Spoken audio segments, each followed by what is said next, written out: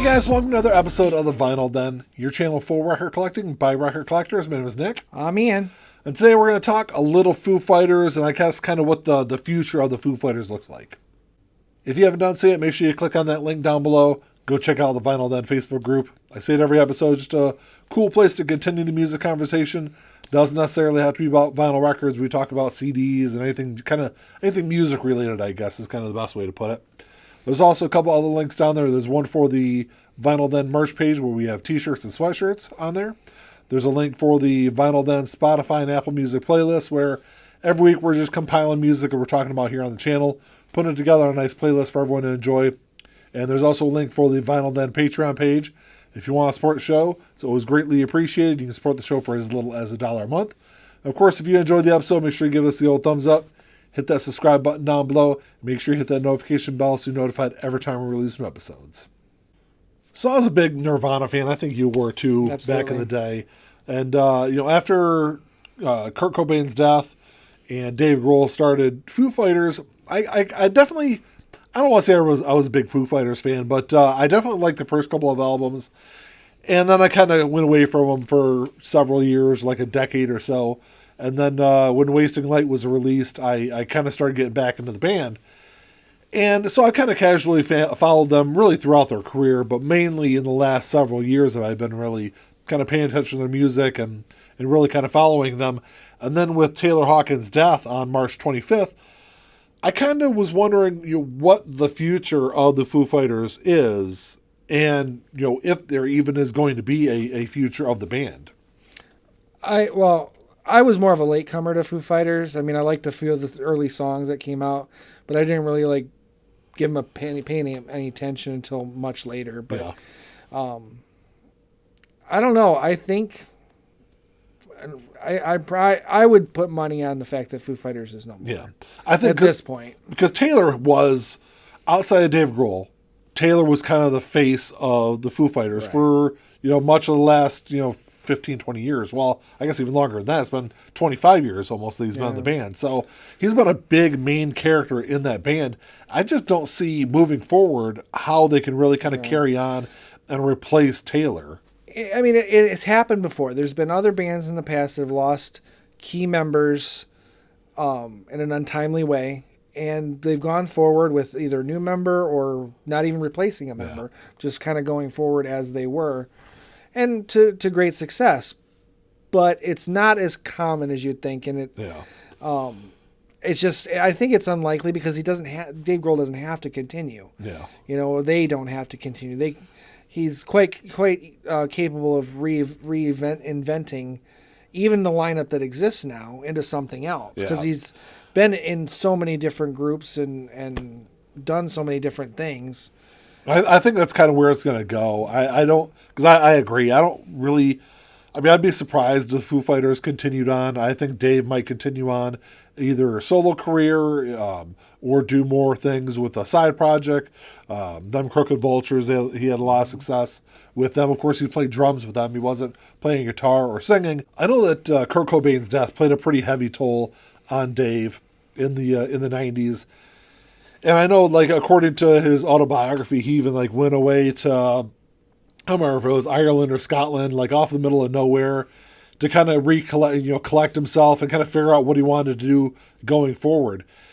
And, that was only a short period of time that he was really working with Kurt Cobain. I know Kurt had a huge influence over everyone in that scene in the late 80s and early 90s. But having that 25-year career with Taylor Hawkins, I think, is going to play probably even a bigger role in Dave's life. Yeah, it's going to have to be. It's probably going to be a much longer mourning period. Yeah. For him. I mean, and that's for anybody. Anytime you have a friendship or a family member, even it's all the same, really. But at that long a period, it's a good chunk of your life. Yeah. So obviously, it's going to be he might focus all that energy into music, as a lot of musicians tend to do, especially the good ones like Dave Grohl. Yeah. So who knows? We might get some really good music out of it, but, it's going to have to be about his moving forward. Yeah. It's definitely not going to be with Foo Fighters.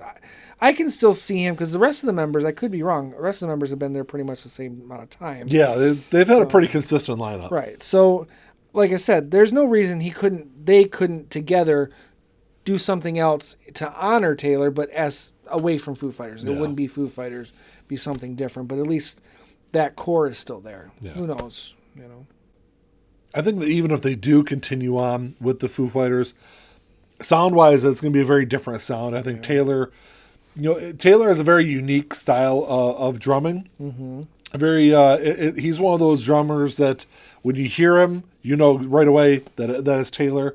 I think that's kind of where it's going to be really hard to replace him in the band. Right. See, and I don't think, at least on recordings, I don't think they would. I think Dave would play drums on recordings if they continued with Foo Fighters. That makes sense. I think they would probably just... Because he has a history of doing that with the band anyway. Exactly. So not to replace Taylor on the albums, and then they would have probably maybe one or two friends who come along and kind of do, take turns on drums. Yeah. Over like doing like tours and things like that. Right. When they're doing tours, they can have other people like fill in, but as friends of the band, people that they're comfortable with, and it wouldn't be a replacement. It'd be like guests. Yeah. I guess that kind of makes sense. So yeah, you're probably right. If they do continue on, yeah, I think that probably would be the avenue to go because Dave's probably going to not want to replace Taylor with somebody else. You can't. You can't. I'm not saying that he's an irreplaceable drummer. He's an irreplaceable person. Yes, especially within the band. Within that band. Yeah. So you don't replace him. You have Dave. If they continue on, they make more records.